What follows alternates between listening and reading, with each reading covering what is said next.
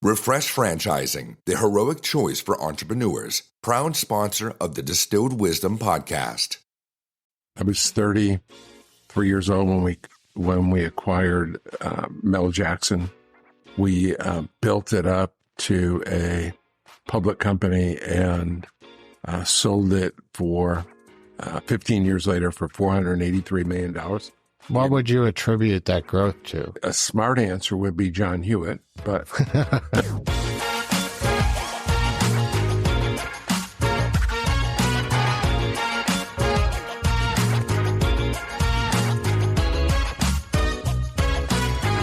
Boy, do I have a special guest for you today. I have Mr. John Hewitt joining me for today's interview. John is one of the most successful franchisors in the history of franchising.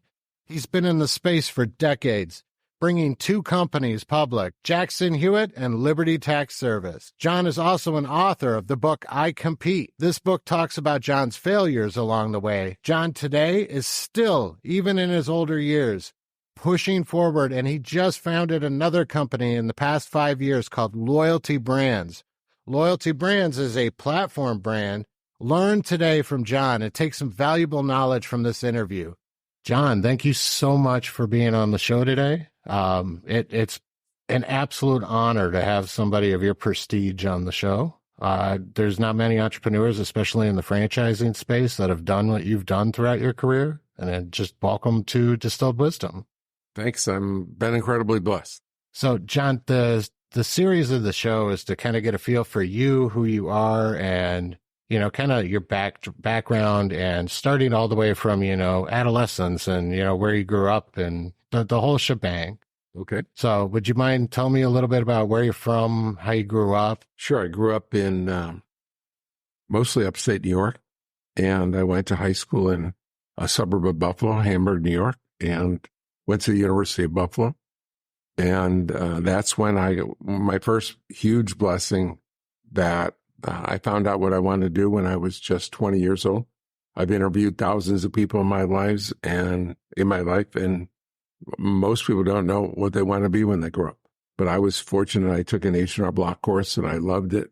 Changed my life. And 54 years later, I'm still in the same industry, having a greatest time. Awesome. So did you have a two-parent household, or? I did. I grew up in both parents were, my mom had 5 children very quickly. So she was a stay-at-home mom until my youngest sister got out of diapers and into school. And my dad was very successful. He became a CFO of a public company at his peak of his career before he joined me in our entrepreneurial ventures. And how many siblings do you have, Jeff? I have 4 siblings. I was the oldest of 4. I talk about starting to work for H&R Block when I was in college, but that came about because my dad was a frustrated entrepreneur. And I was born when he was at Michigan State, and he always wanted to be an entrepreneur. Most people don't remember not only a world without malls, a world without shopping centers. And I remember when I was about 7 or 8 years old, they built the first shopping center near me in the whole market. And at the time we were living in Rochester. And I remember my dad with a next door neighbor making drawings of a vehicle that could brush the stones off of the parking lot of the shopping center. Like a street sweeper? Yeah, sort of like a street sweeper, except for just for parking lot. So he was always wanted to be self-employed, but he didn't have we were very poor, and we didn't have enough. He didn't have enough extra money to go do it. He had to work full time. So by the time I was 20, now he had started. My youngest sister was now 9. And he started to have some extra money, CFO of a public company, and he tried to buy an H&R Block franchise. So we lived in a suburb of Buffalo called Hamburg, and there was no H&R Block in Hamburg. So he called up H&R Block and said, we'd like to buy a franchise. And they said, well, as a matter of fact, we are going to open a company store in Hamburg this year. We've already picked it out. It's 2 blocks from where you live. It's right on Main Street. And why don't you have your son take our course and work for us? So the reason I got into H&R Block was, well, how did it turn from your dad, applying to buy a franchise into them offering you a job with H&R Block? Well, essentially in the tax preparation industry, it's a seasonal business. Sure. So they're in desperate need of seasonal preparers. So once I took the course, I was a star at the course. I was easily hired as a preparer. So it wasn't a year-round job. It was a seasonal tax preparer. And they were open 9 to 9 Monday through Friday and 9 to 5 on Saturday. And this was at that corporate location? Yes. Okay. Yes. So they needed preparers. There's always a need for in the tax preparation industry for quality people that will only work for 3.5 months, because you don't make a lot of money. Sure. And it's not enough to make a living. So how do you find people that will do that?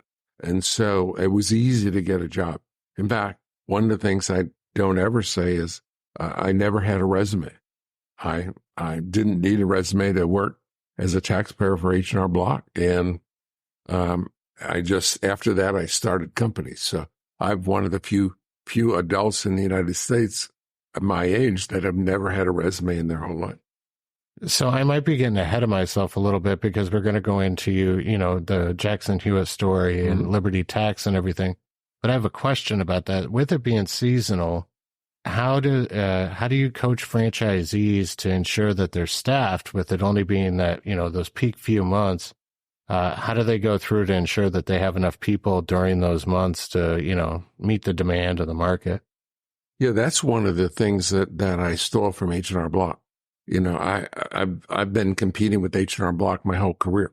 So most of what I've done is identical to what H&R Block done. I just did it better. But H&R Block, one of the things they've done best is they run a tax school, and they teach people to prepare income tax. Many people take that course just for themselves. Sure. But they say, you know what? I might want to be a preparer. So some people they buy a rental property, and so they want to learn how to do their own return. They start a small business, and the best students are students that are just taking it to learn for their own situation and say they try it, and then they love it. They fall in love with tax preparation. They're the taxpayers, the best taxpayers, just love their customers, love what they do, and they're obsessive about it. And so you actually, through this class, teach people to be tax junkies. And so the best preparers of all the major firms are tax junkies. And so that income tax course that you take is the bait that you use to get your tax preparers each and every year. It's worked successfully. Makes sense. Yeah, I took that course in 1969, and it was. Do they offer it for free, or is that a paid course? It's a paid course. If you need employees, if you're desperate for employees, cover the cost, you offer it for free. Yeah, that makes a ton of sense. So again, I'm not very familiar with taxes, so I'm in the service space, right? I have home service brands. Professional services isn't something I'm used to, so it's awesome to learn about different industries like that. So you went from H&R Block, and it sounds like you said, you've been competing for your whole life, against H&R Block. When you left H&R Block, walk me through the conditions there. Was it just because you wanted to do your own thing, or I'm an entrepreneur, and the way I see things, I can't work for somebody else. It just will not work out. And that's my personality. And most of the other founders and entrepreneurs that I've met, they have a similar trait to them. And that's why they end up branching out and doing their own thing. But I'd love to hear your reasoning and why you didn't go through, growing in corporate America, get to a CEO position, and instead go out on your own. Yeah, that was unusual in this sense that when I started with H&R Block and I was promoted into management, I was promoted by a regional director into management. And I set my goal when I was in my early 20s. I want to be an H&R Block regional director. And I just made it. And when I was 30 years old, I made it. And my dad interceded again. And he had bought one of the first Apple computers. And most people can't remember a world without computers. But there was a mainframe that was as big as this room that was running his public company. Now, that mainframe doesn't have as much power, didn't have 1,000th of the power of your cell phone today. I mean, it was huge. It has bells and whistles. But he bought that first desktop Apple computer, and he loved it. And he said, John, let's computerize taxes. And I was like happy. I was doing great. I was one of the top. In my first year as a regional director, I was one of the top in the country. I was my ego. I was in the right place. I was making good money, nice bonus. And I said, I didn't want to. It took him about 6 or 8 months to convince me. He had to quit his job first and start building the software. So your dad really pulled you into entrepreneurship. My dad was, he brought me kicking and screaming in. Finally he got a partner. The public company that he was with said, we will invest. We believe in what you're doing. My dad left the public company, and the CEO said, well, what are you going to do? And my dad told him, he said, we want to be part of that. And so between the two of them, they offered me so much money and such an opportunity that I couldn't refuse. So all the credit of dragging me away from H&R Block comes to, I give it to my dad. Stay with us. We'll be right back. Citizens of Distilled Wisdom, gather around and listen up.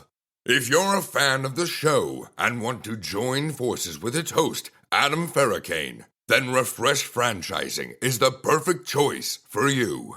So gather your courage, summon your inner superhero, and visit refreshfranchising.com to launch your heroic franchise journey. Refresh Franchising, the heroic choice for entrepreneurs, proud sponsor of the Distilled Wisdom podcast. It sounds like you and your dad had a very strong relationship. You know, it was interesting because when I was young, I was very, very rebellious, incredibly rebellious. And so we fought like cats and dogs. It wasn't until I became a business person and became a manager and managing hundreds of people that now we could see eye to eye and have respect for each other.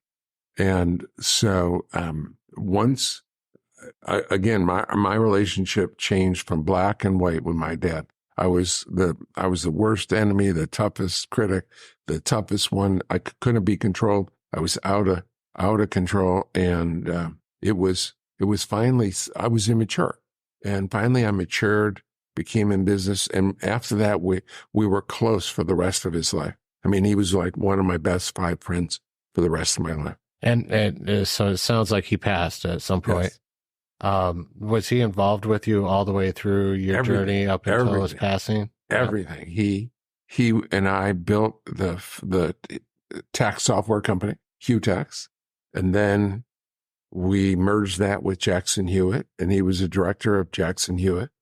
Then we sold Jackson Hewitt and started Liberty, and he was a director of Liberty. So he was with me every step of the way. You know, people say it all the time, right? Don't mix family and business, but apparently they're wrong in a lot of ways, right? Well, I've experienced both. Not only did I work with my dad, I worked with my mom and my sisters and all of my children. I have 6 children, and one's a senior in high school, but the other 5 have all worked for me. My college grad just is still working for me. And the other 4 all work.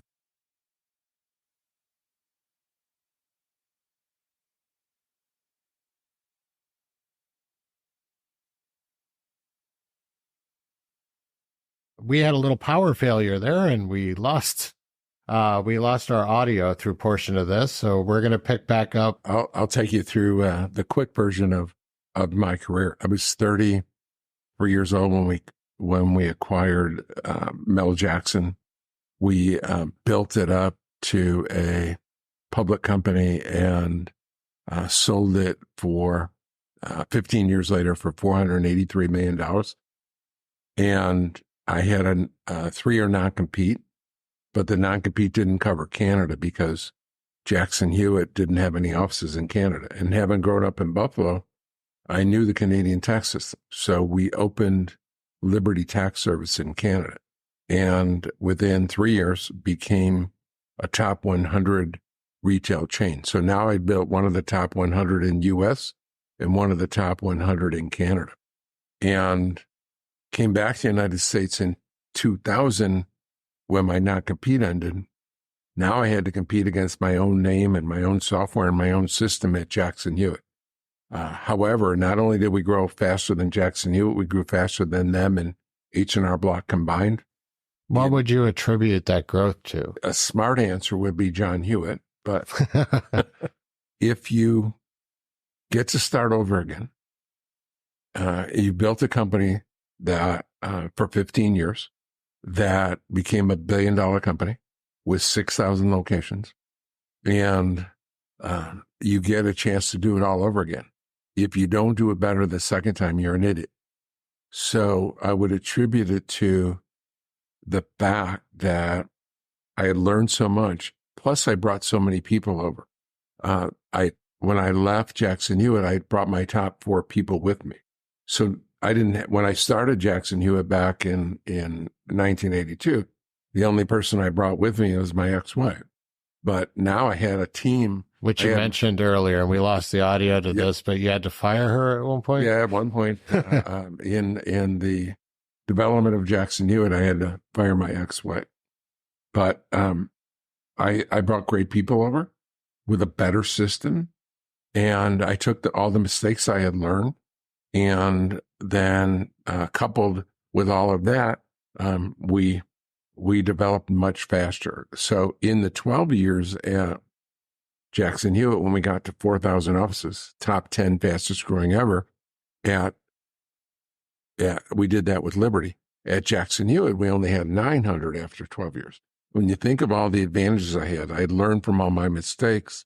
My name was famous because now Jackson Hewitt is renowned with 6,000 locations and famous throughout at least the tax preparation industry.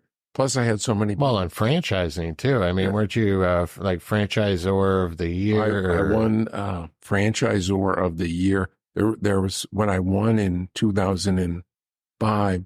There'd only been 15 ever. So I'm one of the icons of the industry. I've got great people. I've got great experience.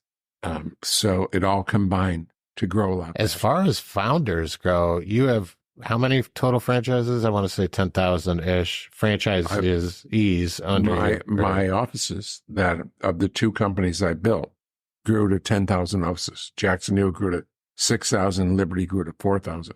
So I'm the only person that's developed 2 of the top 100 retail franchise chains in the country. Yeah, and I'd be interested to even know any other franchises, and this even includes things like how many Ray Kroc, for example, have, when he hung up at McDonald's? He certainly didn't have 10,000. I'm not sure. I don't know the answer to that. We can Google it offline and find that out. Yeah, we should. I'll try to throw it on the screen when we do the edit here, but I'd be curious to know because I mean that's an insane amount of franchises. I brought in addition to that, I brought in 5,200 franchisees. Now there must have been someone else that's done that. I don't know them, but I brought in. I mean, I've changed, and they had hundreds of thousands of employees. So I've changed the lives of just so many people. It's been again blessed and rewarding. That has to be an incredible feeling too. You and I have talked on and off camera now, and I know your passion is, helping other people and helping other people grow, and being able to contribute to that many lives has to be an incredible feeling. Every day I go to sleep happy and I wake up happy, and I'm aggravated all the way in between, but I've had an incredible blessed life, and I've accomplished many, many things, but the number one thing I've accomplished is improving so many lives. what would be the number one tip that you would give somebody going into the franchise space to help them build a franchise brand? Yeah, most franchisors go out of business, and they do not understand. They think of, and most people don't understand the difference between running a franchise company versus running a non-franchise company. These aren't employees. These are a herd of, the way I think of it is, and I have 6 children, the way I think of it is I've brought in 5,200 children, right? And so you have to think of them as children. You have to think they have their customers. You never use the word partners because you can get in all kinds of trouble with that. The legalities. Yeah. But they have a responsibility also. So you have to exercise tough love, but you have to love them. You have to love them. And my philosophy with children is, and I've had 6 of them, as I said, but they're aggravating 90% of the time. But the other 10%, they make up for the time they're aggravating. Franchises are aggravating 90% of the time, but the other 10% more than make up for the times that they're not aggravating. So you have to treat them as very special. You have to do what's best for them. You have to listen to them. You have to understand them. And you have to have a system. And it all comes down to these few words: happy, successful franchisees. If you're a franchisor, that's what you have to create, a system of happy, successful franchisees, knowing that they're not all going to be happy and successful. I've made 1,000 millionaires through my franchise system. I've also had 1,000 people go out of business. And so you have to understand that what I learned quickly is the key that you're looking for in a franchisee. It doesn't matter how smart you are. It doesn't matter how experienced you are. It doesn't matter how educated you are. In fact, the smarter you are and the more educated, the more you think you know better than me. What the key element of success is, you got to follow the yellow brick road. You got to follow the recipe. And I brought in 5,200 franchisees. Not one person has ever followed the recipe.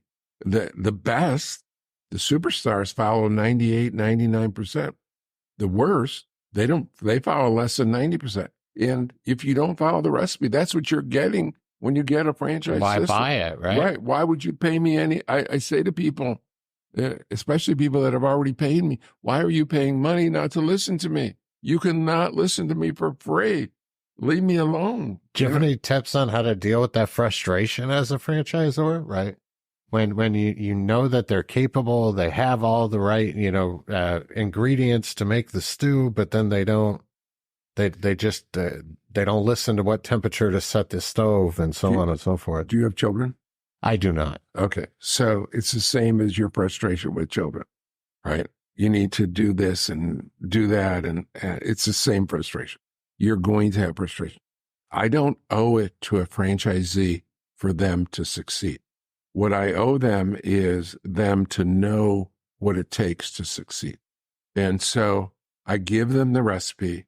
And when they deviate off the yellow brick road, when they get off the path, I owe it to them to tell them. So if you're a franchisee and you're not succeeding, I owe it to you to explain to you what you need to do to change. I can't, even though I implore you, I beg you, I shout at you. I mean, I yell at you. I give you written notices. I can't change you. It's all up to you. The 10 most important 2-letter words. If it is to be, it is up to me. And with each franchise, if it is to be, it is up to you.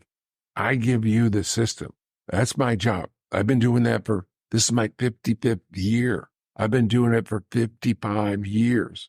You've been doing it. Some of you haven't been doing it for 55 minutes. Half of you haven't been doing it for 55 months. You need to follow the system. And but I don't owe them more than that. If they don't listen, at the end of the day, if I say that on February 7th, you need to be open at 7 a.m.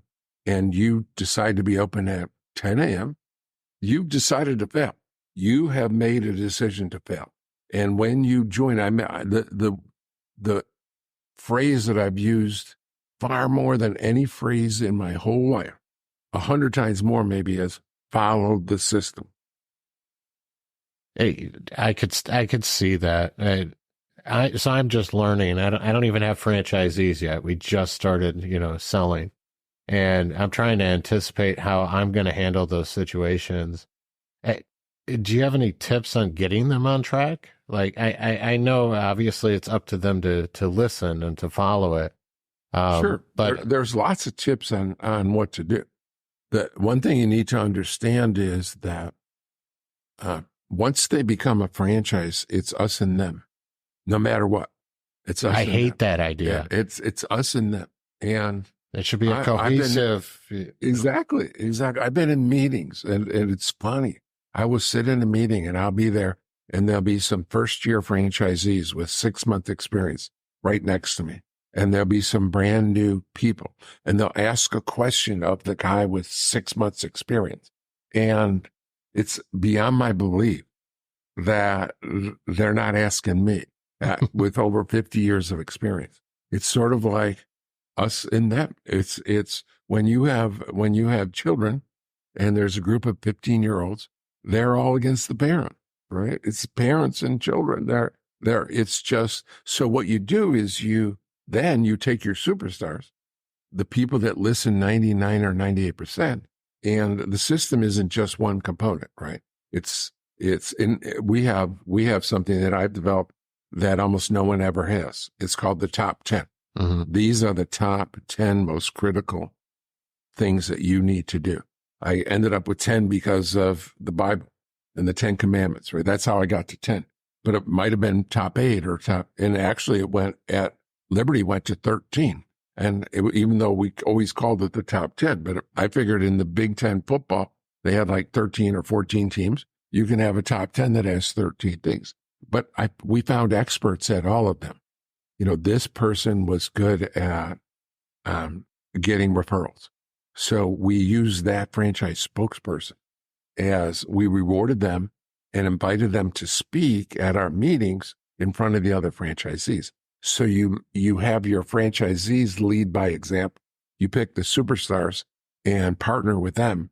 They feel good about it. Sure. They like the acclaim. Right? We say Adam's he's the best guy in the country at referrals. He does a great job. Adam, how do you do it? And what are the secrets to it? What do you tell? And so you utilize their compatriots, that they believe more than they believe me. Just because I'm corporate, I lose credibility. It's automatic. I love that. So you're able to get the information across. I love it. That makes a lot of sense. It really does. So we had like the Elite 18, we had Top Gun, we had the National Advisory Council. Uh-huh. We had all kinds of great people that we treated well, gave them extra.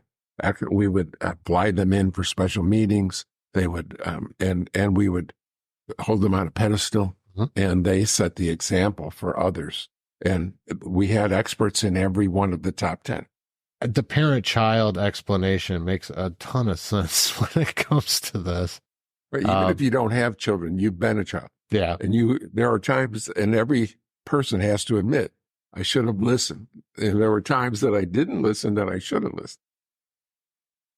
When do you just let them fail too? Like, when you finally pull the plug? The numbers do the trick, right? And what we did in our franchise agreement was they had to hit a certain minimum after 5 years. And the minimum was based on, they're all competing with H&R Block. So we used the H&R Block in their area as a determiner. But we said, if you're not doing X number of revenue in 5 years, then we have the right to take it back. So we didn't have to wait 5 years. After the first season, you say, you're not going to meet that number, you should sell. Then after the second, almost everyone begs for more time. They say, I'm going to listen. I promise you, I'm going to listen. Now they don't, but they tell, and they'll go on for months and years saying, I'm going to listen. John, I'm going to start listening. So about the third year, you say, there's 2 more years to go. You say, you're not going to meet your number. You have an asset worth 100, 200, whatever the number is, $100,000. you need to sell, because at the end of 5 years, that committee is going, I mean, they have the right to take it. They're going to take it. You're going to get nothing. You're going to get nothing. So we use that as a sword over their heads that eventually they sell. And so we never had to take one back, because they always sell. They always sell before they get to that 5-year period. A lot of the listeners that are going to watch the show are not novice in franchising. So they're not novice. They're experienced. I'm sorry, they're inexperienced with franchising, meaning that they don't have a lot of knowledge on even the franchise system as a whole, right? I get this all the time. You have people that want to go into business, and I push people into franchising, especially people that have never been in business before, right? I instantly buy a franchise. Don't try to learn this stuff out on your own. You're going to waste a bunch of time and a bunch of money, and it's going to be a lot less expensive, and you're going to be way more successful if you buy a good franchise, right? What advice would you give to somebody, or do you give to people that are looking at franchising for the first time, buying a franchise as a franchisee? The key is are there happy, successful franchises? And you got to be careful, because in some systems I've seen there's happy franchisees because they're not yet unsuccessful. Because for a year or 2 or 3, you could just love what you do and be a poor businessman and be bleeding money. So you got to be careful that when you talk to a potential franchisee or to an existing franchisee, that they're actually making money. Because I've seen people, even in my own system, who are just failures. They wanted to stay in. They just love what they did, even though they're not making any money. I say, go find somewhere else to be extraordinary. So you need to have a validation. The validation can't simply be, I'm a happy franchise. Tell me about how much money you're making. Tell me about your cash flow. And so you got to get under the covers and make sure that there are existing franchisees with positive cash flow. Now you can tell that by some people don't want to release their financials, right? So you can tell that by, are they referring their friends or their relatives to become a franchise? If you're a franchise, then you got to be careful with anyone under 50 franchise, right? If you don't have 50 franchises, you're in trouble. You need about 100 offices or locations. John, I don't like your advice because I'm new. You're scaring them all. No, I'm kidding. That's okay. So you got to be careful with someone, extra careful. If they have more, then you can be less careful. But there's no excuse at all, if I've been doing this for 5 or 7 years, that one of my employees or one of my friends or one of my relatives hasn't already bought a franchise. And because if it's a great system, the employees are going to buy a franchise. And in my companies, my own employees buy franchise. So at Loyalty Brands, we have 30 employees, and 8 of them own franchises of one brand or another. Now they continue to work with you with the franchise? Yeah. Okay. So they still work for me, and they own franchise. That's awesome. So what's the initial investment for, let's stick with the tax side. So for a tax office, what are they looking at initial investment range? Yeah, in all the brands. And this has been true for the last 25, 30 years. The startup fee in a tax business is about $70,000. Okay, so it's a low cost franchise then. Yeah, it's and that's one of the great things I love about it. So I find it far less satisfactory to bring in a millionaire. Let's say someone's worth $4 million and I make him an extra $1 million. That's less satisfactory than someone's worth $75,000 and I make him $1 million. So I find that the rewarding is changing lives. It doesn't change a millionaire who has $4 million to go to $5 million very much, but someone that goes from 75,000 net worth to $1 million, that's life changing. That's generation changing. Yeah. So I asked for selfish reasons because my initial investment range is anywhere from, roughly 150 all the way up to 400,000. And do you have any brands that are near that range? Well, it depends on, yes, it depends on the equipment. So for example, in our Zoom and Grumman, there's 2 investments. One is the total startup, which is about 60, and then $90,000 van. However, They only do one van. yeah, everyone starts with one. Okay. And they'll, in about average of about 6 months, they'll go to a second one, and then another 8 months to go to a third one, and so forth. But if you can lease the van, and we set up a deal with an outside vendor, an outside leasing company for them, and they can lease the van, and so the startup is about $65,000. So, so in our companies that have higher startup like that, we have a roofing company that requires extra, but we try to arrange leasing or financing for the equipment that it adds to the cost, right? So all of them we can get into for under $100,000. Okay. The reason I was asking is I'm trying to figure out a way to make it, because I agree with you where, I don't want to make millionaires an extra million. I want to create millionaires. That's one of my missions, is to help people. But in my space, the cost, the initial investment's generally a little bit higher in the range because of the nature of my industry, right? Is it because of equipment? Partially. It's operating capital to float accounts receivable. So I do B2B, and there's a 30-day net period. So it's floating the accounts receivable there that requires them to have a little more capital on hand. I know lots of companies that provide accounts receivable funding. Yeah, so factoring and such. Yeah. Such that. So to me, that hurts your profit, but Right. cash flow is king, right? To me, cash flow is everything. Agreed. So if I can figure a way to get the investment that's 200 down into 80 or 90, then I'm going to appeal to 3 times as many people. Yeah, it's kind of where my head's been too. I think we're gonna probably explore that and try to figure out a way to bring that down for them. Because I have people that are interested all the time, and it's just that they're not financially qualified. So I have to solve that. That's my responsibility as a franchisor, right? Yeah, we solved that. It only if you want to grow. It's only a responsibility if you want to grow. True. We solved that at Liberty Tax, where we had a $225 million line of credit. And as you can imagine, in the tax industry, your revenue from May 1st until December 31st is very little, right? 95% of our revenue comes during the tax season.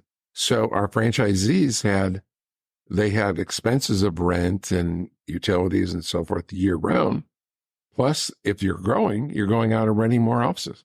So out of the $225,000, more than half the money we lent was to existing franchisees who were able to pay us back in the tax season.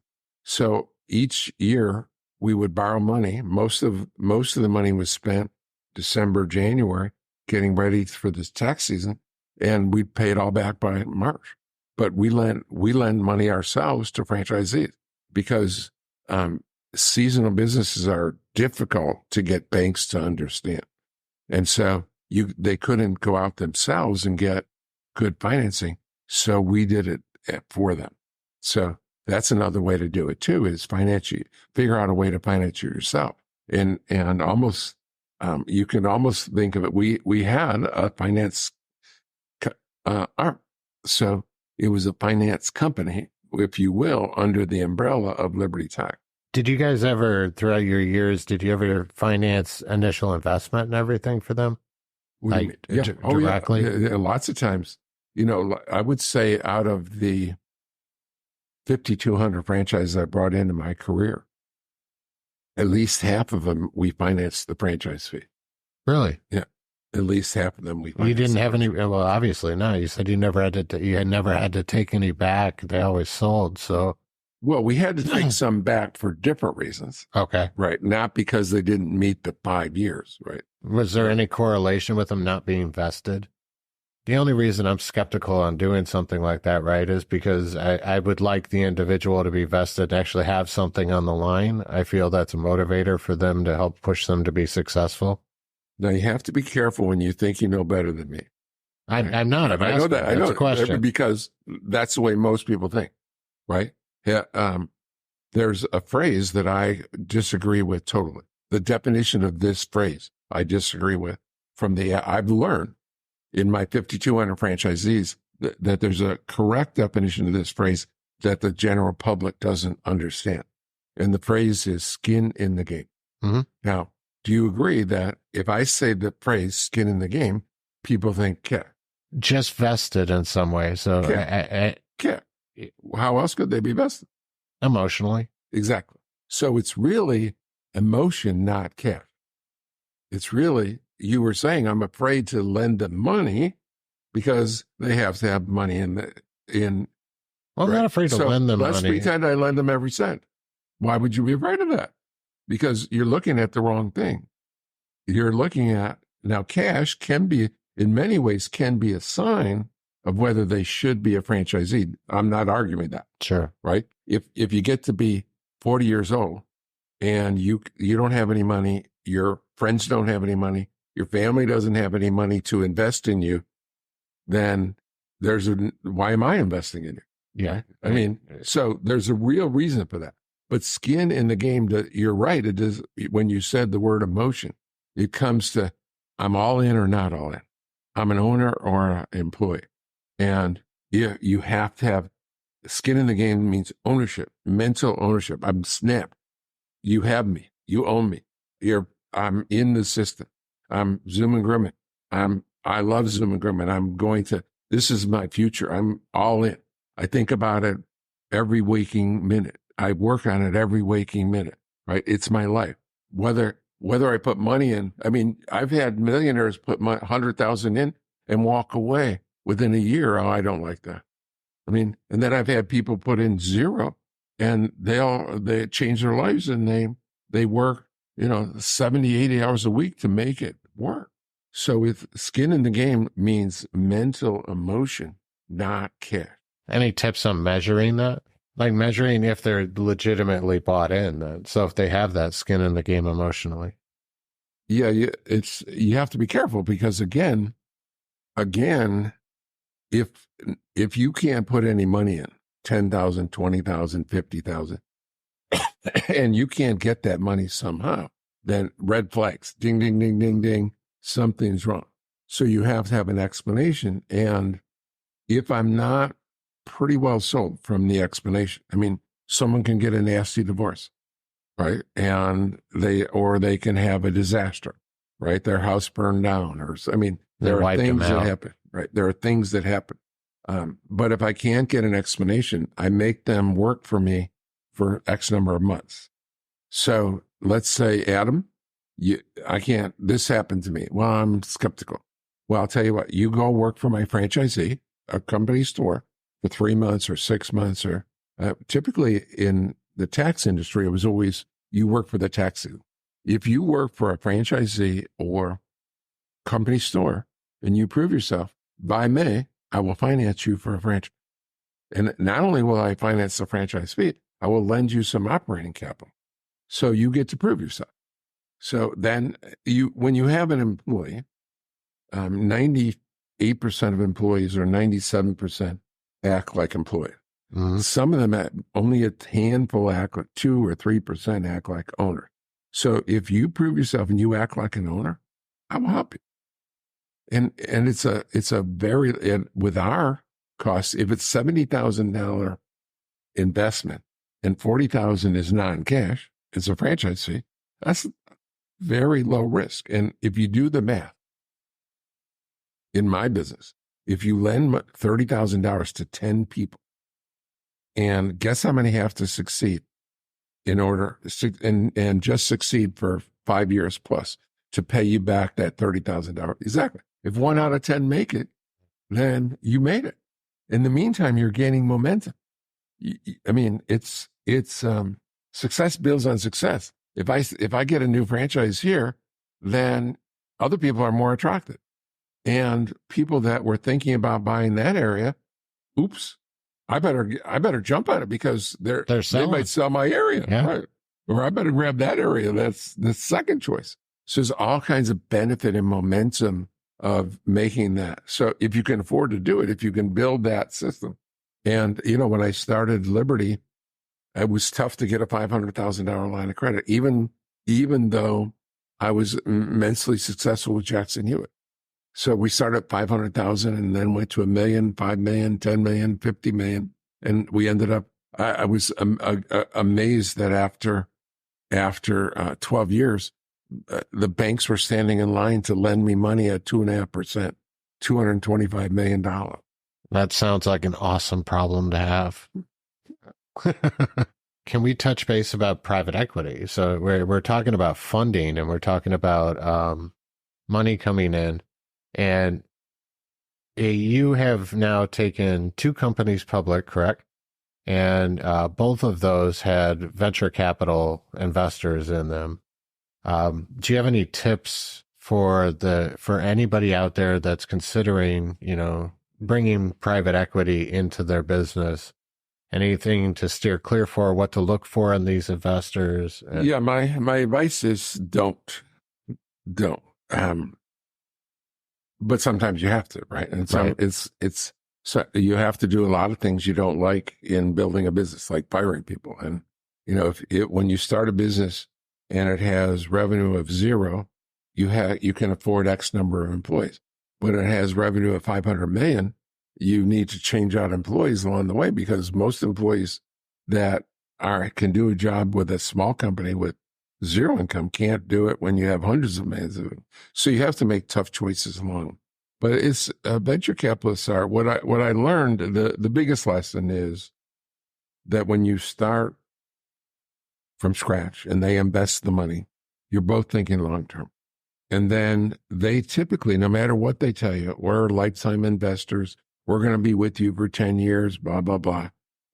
About 5 years, they're looking for an exit. So in the back of their minds, they're thinking, and they get paid, and their bonuses and pay is based on typically 5 years. So almost all of them that I've ever met have a 5-year window. So when you're in your first year, yeah, everything's great. You're holding arms. You're just buddy. But as you get towards the 3rd, 4th, 5th year, now they want to maximize profits for that 5th, 6th, 4th, 5th, 6th, 7th So year. they're trying to come into the business and control things more. They're much more adamant about their exit. And in order for the exit to be the most profitable, you have to have the best EBITDA, best cash flow. And so they're saying, you shouldn't spend, that's going to help 5 years from now. They're deaf ears, right? If you're in your 5th year and they've invested and you're talking about something, you're thinking, okay, in 5 years, if I invest $1 million in 5 years, we're going to have a $50 million company or a $50 million product or whatever it is. They don't care. They say, no, but what are you doing for me today? Right? They want. So, I'm not a fan of I would avoid private equity in the future at all costs. Do you look at your own, because you've made a buttload of money. Do you look at your investments the same way that a venture capitalist would look at it?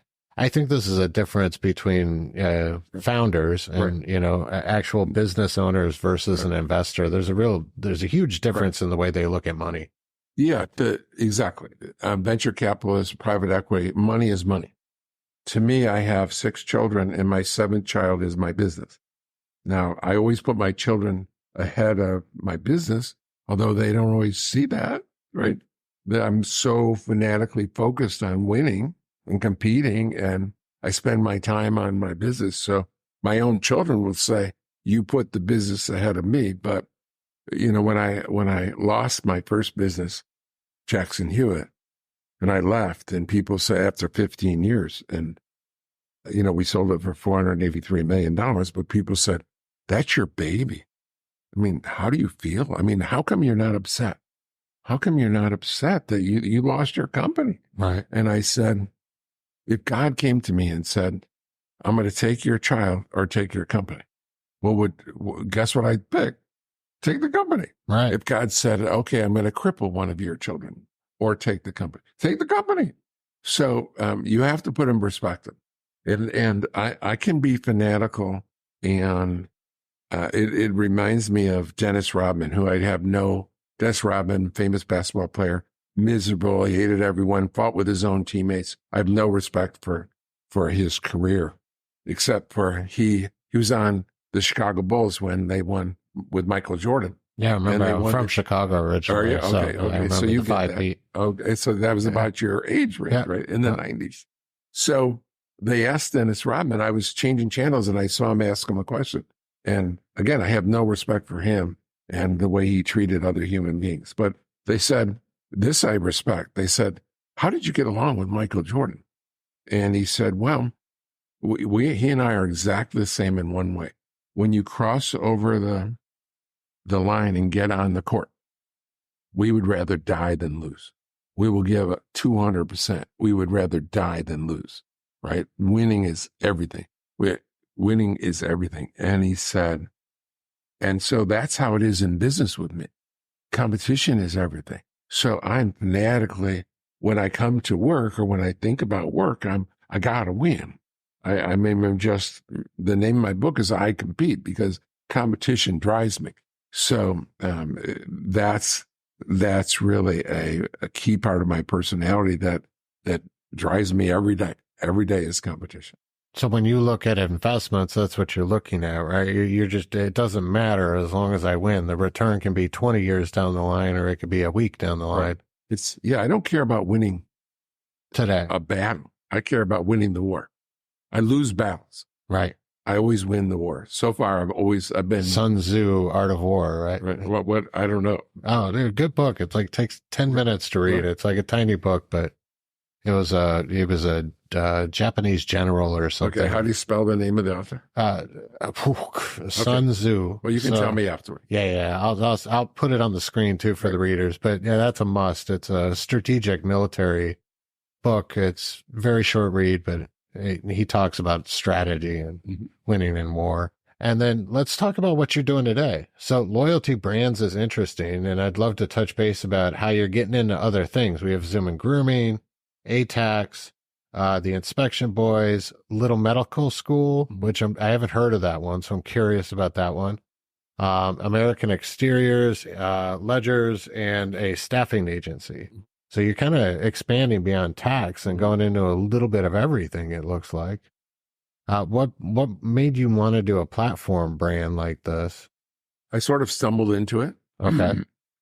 With my non-compete at Liberty Tax. I had 18 months where I didn't have anything to do.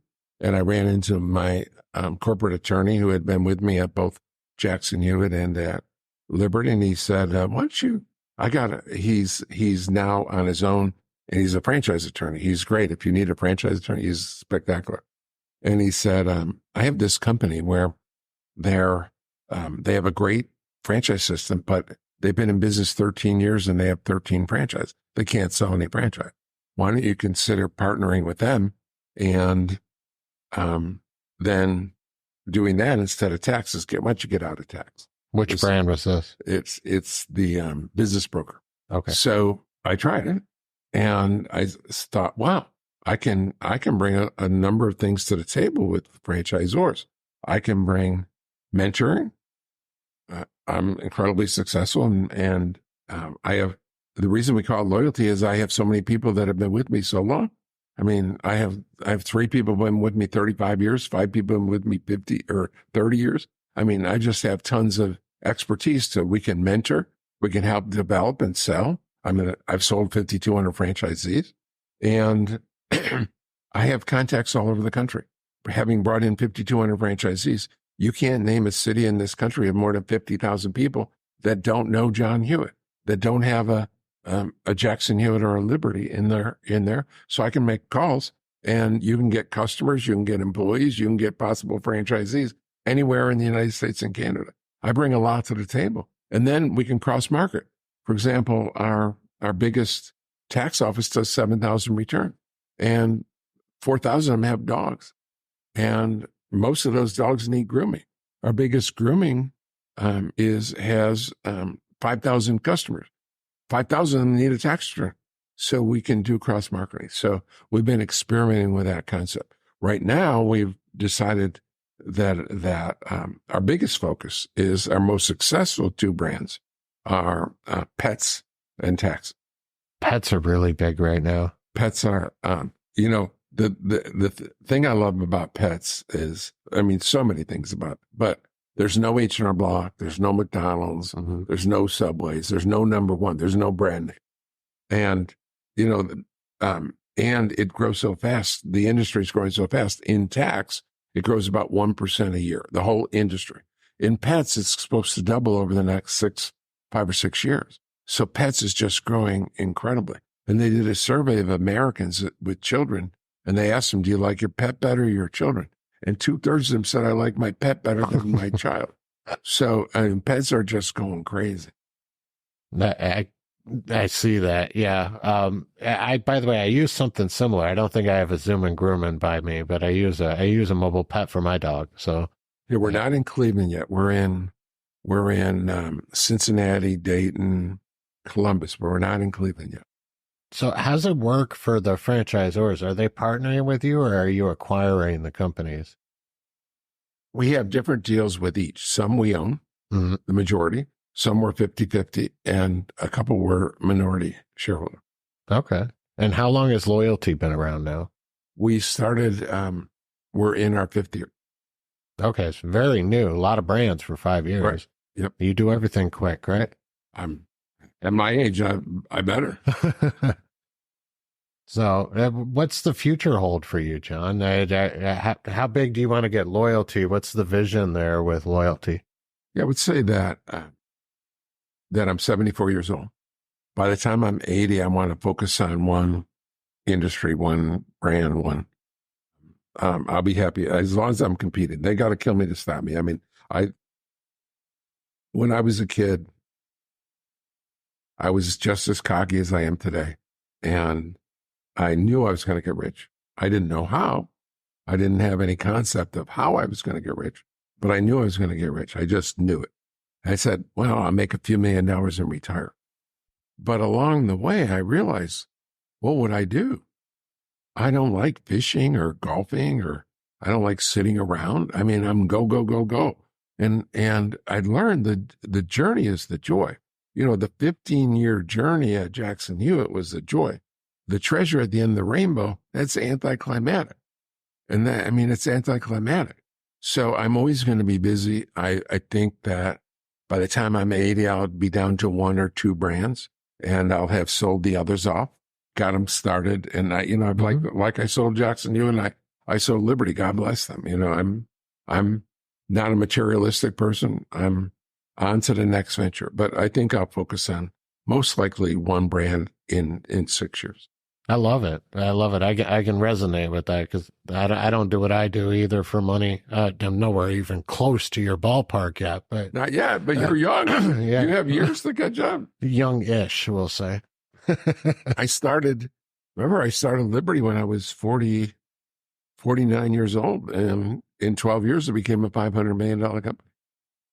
Yeah, we have big plans for the future. We got to get there, and I'm trying to break those statistics that we talked about. Right, I want to make sure that I'm one of the franchisors out there that doesn't fall onto the wrong side of the statistics. Well, now you have me to consult with. There you go. You can just keep me in touch, and a guy on my board of directors, Bob Gap, he's helped over 1,600 franchisors, and we love to help people and mentor. So we don't spend a lot of time, but if you keep us surprised of what's going on, we can give you tidbits now and then.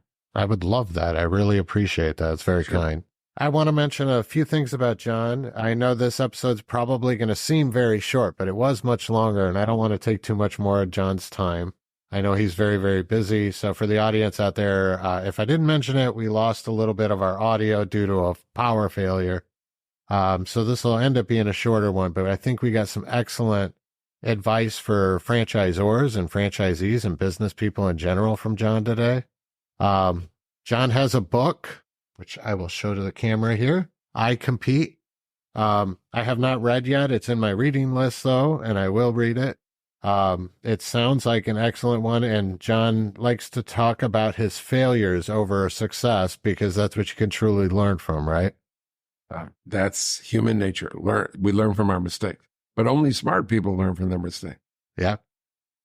Well, the definition of insanity, right, is doing the same thing over and over again. That's what Einstein said. Yeah. So it's been a pleasure, John. Thank you so much for doing the show. Is there anything you'd like to talk to the audience about, or would you like to let them know where they can learn about Loyalty Brands? I love our mission statement, having fun, improving lives. And I think if on Monday morning you're not looking forward to where you're going to the wrong place. So I think I invented, probably not, but thank God it's Monday, TGIM, not thank God it's Friday. Most people live, thank God it's Friday. I live, thank God it's Monday. And improving lives, you got to give back. You got to, so I just love our mission statement. You can steal it for any of your brands, or anyone can use it. But if you're blessed, you're expected to give back. And that's been my mantra for my entire career. Thank you so much, John. I appreciate it. Pleasure. All right. Thank you.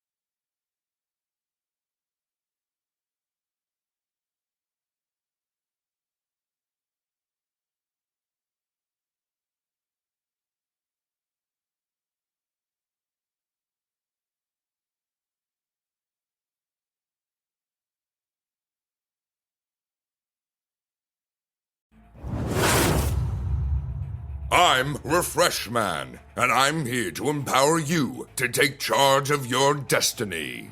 Are you tired of working for someone else? Do you dream of making a difference in your community and unleashing your full potential?